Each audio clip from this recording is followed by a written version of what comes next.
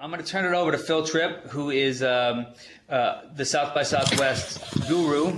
And Phil, take it away. Thanks a lot. Hey, it's good to see you on board, Peter. We're very lucky that we have Austrade with a tradition of about 6 years of being behind it. And now, of course, Sounds Australia, which is a group of organizations that are not only supporting this event and continuing that momentum, but also doing other events and making sure there's unity in our image and appearance and how we walk the walk and talk the talk. I'll tell you a bit about the event itself. It's very competitive. I've been the rep for 8 years. I used to think of it as a joke. I thought it's where people go to schmooze. They couldn't go to Mid-Am, let's say, or other important conferences and trade fairs. It is 3 shows in one. It is a series of 1,800 plus artists performing in over 80 venues in 4 nights.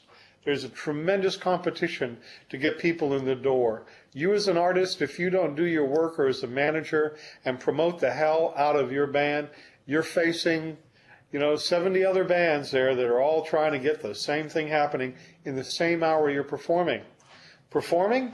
The good thing is, if you're Australian, you already know how to perform, how to work an audience, set up and tear down quickly. This, folks, is the Olympics. You have 1 hour to get your equipment in, set up as the other band's breaking down, perform, and then tear down your equipment while the other band's getting in. In that hour, if you don't make it, you're toast. And you really have to know what you're playing and kick it from the first moment you hit the stage. And don't think you can be late. Late does not work at South by Southwest. There are many ways you can fail at South by Southwest, but not if you're prepared. If you're prepared, hopefully you'll get lucky. And I'll give you some of the things you need to prepare ahead of time. First off, if you're not a registrant, you will not have access to the database of 15,000 attendees who are coming over. If you are a registrant, you will probably note that they've just changed over the online database system, where you used to go up to the website and log in, online registrant. Now it's called pre-SxSW. And it is not only an online database, it's also a social networking site. You have schedule there. You can Twitter people, Flickr your photos, and do all that other cool internet shit that all you youngsters do. But more than anything else, you can follow people, tag up with people, make plans in advance. If you have not been to South by Southwest before, I suggest you spend many, many nights online making advance contact and trying to set up meetings well ahead of time. Those meetings may never happen because they may find somebody more important than you, but you need to use the database, search by companies, search by types of companies, search by territories, search by business sectors. There is so much you can do there, and it is so easy. Advanced planning is really important. The best advice I give, I've got a few points. First off is scan your documents.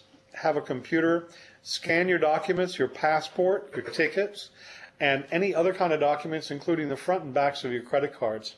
Email them to yourself on a Gmail account or whatever, so that they're sitting there as files waiting to be downloaded in case you happen to lose all of your documents in a theft or because you left a bag behind somewhere. It's also good to have those on your iPhone or on your other phone or whatever, if you can store the files, because when you need to get new credit cards and get new papers, it's very handy to have all the information you can. If you only have Xeroxes, hey, they could go with a bag. Next, I always put my notes and my schedule and everything else on my phone and also on my iPod, because that way I can be standing in line, whip up all the numbers I need, and it's there, handy. And when we're speaking of iPods and iPhones, and for you people that use other types of music players, why schlep 1,000 CDs when you could very easily have your iPod and a set of noise-canceling headphones like Bose's that you can put over somebody's head in the middle of a crowd, and they will hear only your music at the best possible reproduction. I suggest 256 kilobits. The other thing about having that music available is that people can hear it on the spot, and you have them as a captive audience. If you have the right equipment, you can actually be able to talk to them by pushing a button while they're listening.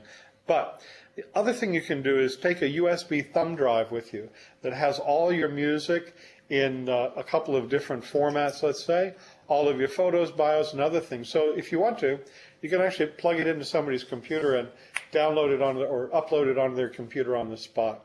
You can also burn discs there at Kinko's or any other place you want to from that USB drive. Watch your weight. Obviously, I've not done that in my life, which is why I'm fat, bald, and old. But I'm talking about airline limits. They have changed the amount of luggage that you can carry on planes, both internationally and domestically, and they've made it very expensive. For example, from here, you could be looking at $40 a kilo for every kilo you're overweight. You only get a certain number of bags and a certain number of pounds, and when you hit America, they charge you extra for bags. Know ahead of time, and Brad, our travel agent, can tell you about this, what your limits are. Here's a hot tip. When I fly into Los Angeles, I have 3 suitcases because I'm entitled to an extra one. 2 of them are heavy as hell. They've got all the crap I need to have in Austin. I take those to FedEx Ground when I rent my car, which is only a 10-minute drive from the airport, check them in and ship them to my hotel in Austin. It only takes 3 days, and it is very, very cheap. It also means you're freed of all that weight. That allows you to go to other places before you get to Austin. You can do the same thing coming back. Ship your shit from Austin, FedEx Ground. You can drop it 2 blocks from the convention center, and it'll be in wherever your port of exit is in 3 days' time. Add an extra day. Drugs. Medical and insurance, very important. You really should have travel insurance. As a matter of fact, you must have travel insurance if you're going to America, because if you break your arm, it can cost you $10,000. I paid almost $1,000 for a doctor to come to my hotel room and give me a script and look at me for 20 minutes. I got it all back.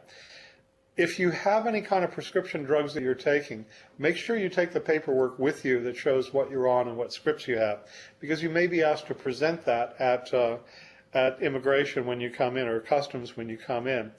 Also, if you have any kind of medical problems with that and you're taking travel insurance, you must declare them. A friend of mine, his travel writer, had a heart attack 6 months ago, mild. Had he not reported it to his insurance company, it would have voided his policy. Simple things. Business cards. The last thing most people think of taking is business cards. Take them. There is a company called Vistaprint in America, VISTAPRINT.com. They offer wonderful deals for free business cards and free stickers and free everything, which you can take advantage of and have them shipped to your address in the U.S. Try to take as little as possible with you. Time, really important. This thing called time, you need time to fly in and out. And believe me, those airports are crowded and you can get held up in security. But worse than that, if you are not a really good traveler and you get jet lag, you could sleep through your meetings, you could sleep through a day. Make sure you have time on the front end and back end. If you're flying into Austin, I recommend, if you're just doing the music show, you fly in on Monday, Tuesday latest. You come in on Wednesday, good luck getting out of the airport. Same leaving. You could leave on Sunday, but everybody else is. Monday, everybody else who didn't leave on Sunday. I leave on Tuesday. I never have a problem. But also, don't drink too much. Remember that you have only a limited amount of time to do business, and you need to do it to the best of your capabilities. The thing that most people forget is item number 10, follow-up. If you're going to get business cards, have something on you that you can put them into, but write on the back of the card when you meet or after the person leaves what it is you discussed briefly or what it is you have to do. Make sure you follow up. I often find it's great to follow up that evening and send an email that's timed to go out a few days later after they get back into the office, because most of them won't be checking their emails while they're gone, or if they are, they'll be hitting the delete key far more than you can imagine. South by Southwest is incredibly competitive, but you have a number of great resources to work with. If you can, I suggest that you register with the Austrade stand, which we created about 6 years ago, and make sure that you have brochures and material there. And, in terms of carrying CDs with you, they're like drink coasters. Remember, most people there have a show bag with 20 kilos of shit that goes into the trash can, most of it. And they also have a bunch of things like this. The music book. This is a kilo right here. This is the guide that you will get in your show bag with all of the registrants, all of the activities, and everything else. There's also, that one, South by Southwest World. This is a magazine you'll be receiving as a participant and which you'll be getting for a year thereafter. There would be a lot of other things that you will throw away, and remember, whatever you give other people, it's a question. Is it real? Is it necessary? Or is it trash? If you're going to have things printed, have them printed in the U.S., have them printed in Austin, maybe even just shoot the files over to Kinko's on Congress Street and have them awaiting your pickup there. It's a lot easier than traveling with them. And hey, they do lose luggage, so you could lose everything. If you insist on having CDs made going over there, have them done in America and shipped to you on the point. I urge you to do as much work as possible in advance. And also, some of you are in rooms in different cities with people who have gone many times. Take advantage of the Stage Mothers program and take advantage of the Australian consulate. I hope you guys don't call it freaking embassy because you sound like you're ripping off the Brits. But, you know, whatever they're doing, make sure that you're a part of it. We're going to have about probably 200 delegates from Australia and New Zealand, and all up we're going to have close to 50 bands. There are 33 Australian ones, and depending upon the grants that are given in the next couple of days in New Zealand, we'll have anywhere between 5 and 15 New Zealand bands as well. And for those of you who are playing outside of South by Southwest at Red Gorilla or other ambush gigs, good luck. Hope it works. At least you'll be there to see how competitive it'll be for those that are official acts. Have fun most of all, and do lots of business and bring back lots of tax money, because Mr. Rudd needs it to give it all away to keep our economy in shape. Thank you, and we'll see you there.